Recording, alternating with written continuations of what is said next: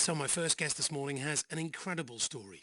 He developed agoraphobia after years of being targeted by bullies, went from bullied to black belt. Simon Morell, who lives in Trelawnyd, holds a 6th Dan black belt, runs a martial arts school in St Asaph, has also written a book, and there's even talk of it being turned into a movie.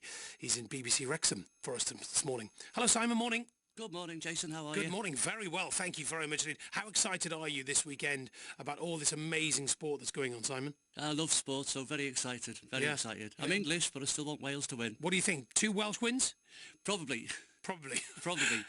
Not very optimistic. Absolutely. So your story, is it really going to be turned into a Hollywood movie? Yes, well, it's not Hollywood, it's Pinewood. We've been working with various film companies from both sides of the Atlantic over the last couple of years. We were over in Orlando a year ago filming a trailer for it. My daughter and I getting interviewed, and we were seen training in the cage and training in the boxing ring. But then we've got a guy called Scott Caldwell from the Isle of Man who's working with 2 Pinewood producers to try and get it transferred back into a British movie. Amazing. How does a movie producer then, on the other side of the globe, hear about Simon Morell from Trelawnyd? With a lot of hard work by my wife and I, and we have a PR company out in Florida, EMSI, who represent us, and the book has sold worldwide. We've sold in lots of copies in America, Canada, Japan. It's very big in the Philippines. I've no idea why the Philippines, but word has spread that way.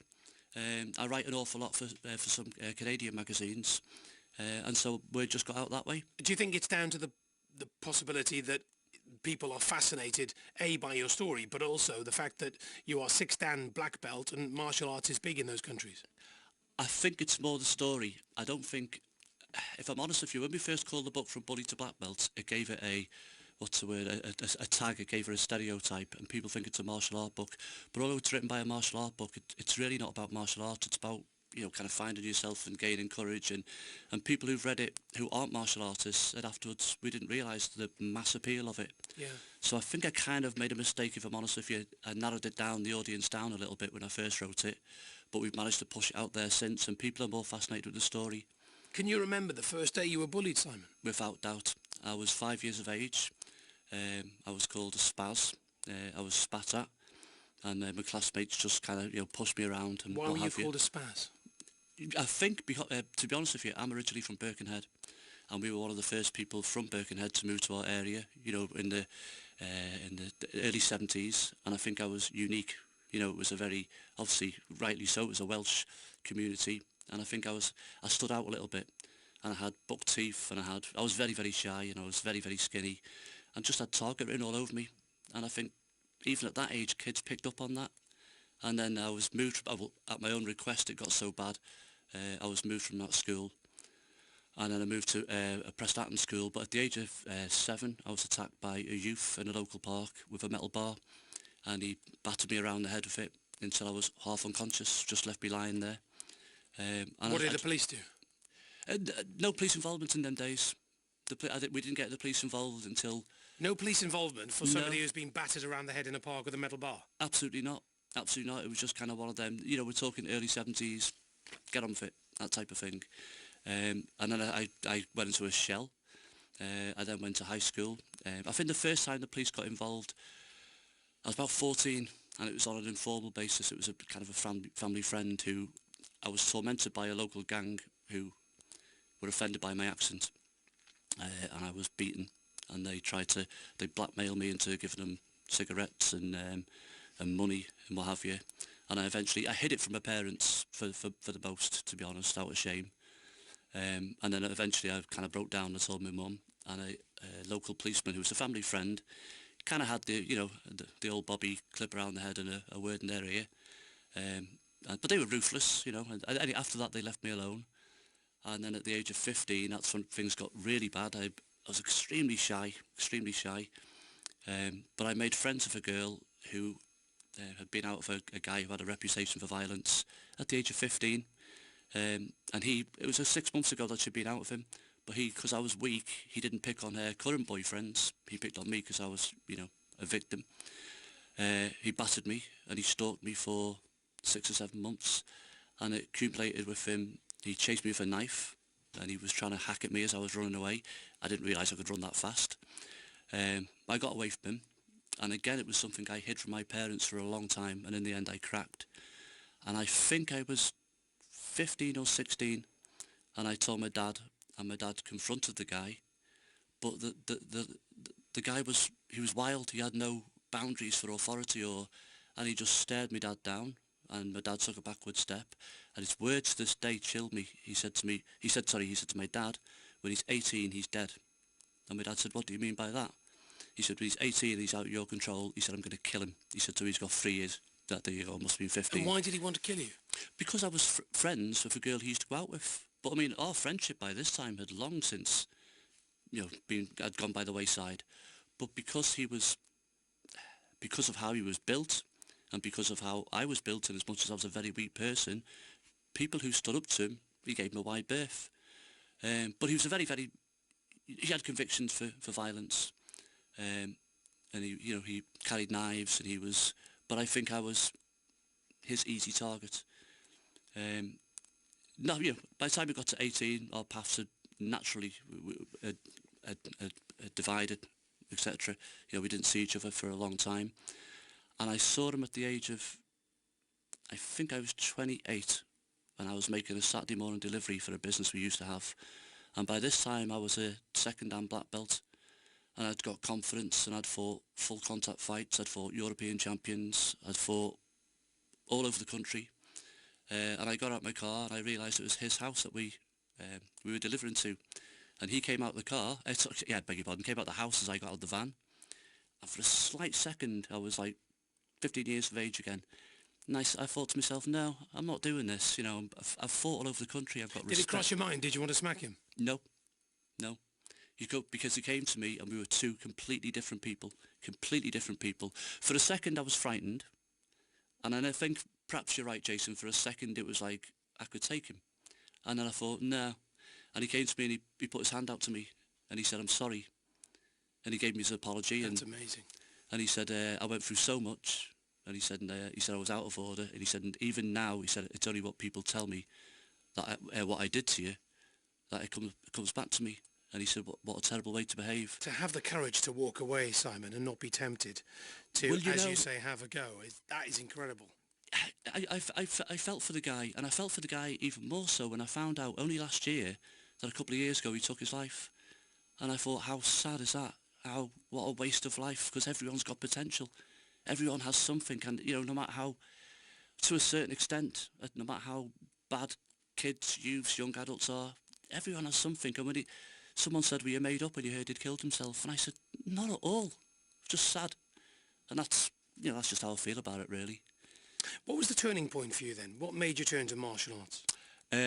My daughter started dating a black belt, and I was 15, and he kind of took me under his wing, and he said, you've got to stand up for yourself. And because he'd stood in front of people a couple of times, basically fought my battles for me, and he said, it's about time you did it yourself. So I started martial arts for perhaps 3-4 years. I had some success, but I still wasn't confident. And that's when, because I couldn't get confidence from it, again I thought there's something wrong with me. People who were, my peers, fought alongside me on the mats, were just growing in confidence, and I was still frightened. And that's when panic started, agoraphobia started. And martial arts went by the wayside for a while. And I was very fortunate to meet a girl called Julie, who's now my wife, and she stuck with me through all the agoraphobia. When I lived in my wardrobe, she would open the door and said, look how big the world is. And she said, you can be part of that. And so I got back into martial arts, and I'm always very shy about this. I was good at it. And I thought, wow. And people were stopping me and saying, why haven't you done this before? And then when I got that confidence, I called it my dipping your toes moment, if you may. It's my dipping your toes is my plan. I saw non-contact sparring, which is karate sparring. And it's like, basically, it's very, very skillful, but it's like a game of tip and nobody gets hurt. And I mean that with respect. And they said, do you want to try it? And I said, no, I'll just go through the motions. And after a few months, I did that. And then I saw what they call semi-contact. A guy called Alfie Lewis, who's my friend and mentor and sensei. I saw his lads fighting, and that was a little bit more contact, head guards. And they said, do you want to try that? And I said, no. But I tried it. And then someone said, give full contact a go. And the next thing I'm fighting, what the kids call cage fighting nowadays. I was down in Coventry under a great guy called Jeff Thompson, doing Animal Day against European champions. And then I realised it wasn't about fighting.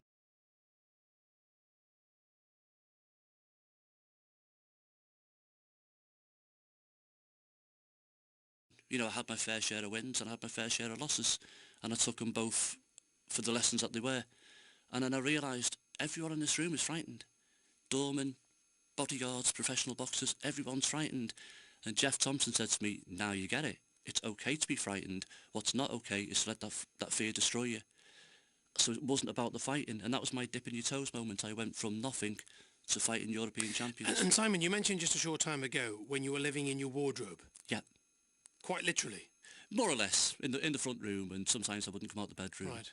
I went through a particular bad stage where I was so weak, tired and depressed that my wife would get me dressed in the morning, literally get me dressed, then put me in the car. I was lucky I worked for my family business, so there was some understanding there. Did you have to take any drugs ultimately? Did you have to go on antidepressants? Yeah, I took... Honestly, Jason, I can't remember the name of them now, but I was put on tablets. And then I remember going for a haircut. Now, I couldn't go for a haircut because it was I wasn't in control. Once that...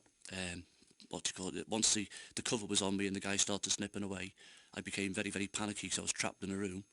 So one day I went for the haircut and I was just about to take a pill. This was kind of just before I got back into martial arts. And I looked and I thought, how bad am I that I've got to take a pill to get a haircut? And I threw them away. Never took another tablet. I got my release through bag work, sparring, through some wonderful people. That I came to realise the toughest, hardest people in martial arts, also the nicest, and the people who guided you. They weren't yahoos, you know, they weren't, and they taught me where I am. But I got whatever I've got today. I didn't get through drugs. I didn't get through medication. I got first of all with the support of my wife, without doubt. That was what did it for me. Can I just ask you, there will be, and you know, what's frustrating for me as a journalist sitting here in this radio studio, Simon, is that it's so frustrating. I was bullied as a kid, and the amount of times we are doing interviews about bullying or an anti-bullying charity or somebody like you with an amazing story who's turned their life around, but yet their early years were made a misery. Yeah. We're getting slightly fed up of this. Do you think it's getting worse in Wales? I think it's getting worse throughout the world. My work is popular at the moment in across the pond because I think the word that was used was epidemic. Their bullying problem surpasses anything. Is that the right word? Surpass anything that we have in the UK. Just this week there is a school in Orlando that is being sued by the parents of a 14-year-old who killed himself because the school wouldn't act. And he said, I'm gonna show you that it's the school's problem, and on school premises he killed himself. 14 years of age, and now the parents are suing. But I think in this country I have offered my services to many schools, sometimes at a fee because it's my job, but most of the time for free. And pretty much every school has turned me down and said, we don't have bullying here. And I went to a particular school, I'm not going to name names, that's irrelevant, and the headmaster said, we've never had a problem at this school. And I said, last week you had a guy with a knife in the school and the school went on lockdown, and there were helicopters circling overhead, police helicopters. He said, oh, it's a one-off. And I said, that one-off could have been a kid's life. And they wouldn't let me talk, they wouldn't give me a voice. And I said, I'm certainly not here to promote myself. I'm certainly not here to promote my book. If that's a byproduct of it, all the good. But I'm here to try and tell these kids how to perhaps educate the bully and say, look at the torment you are causing. Look at the terrible effects that you're having on people.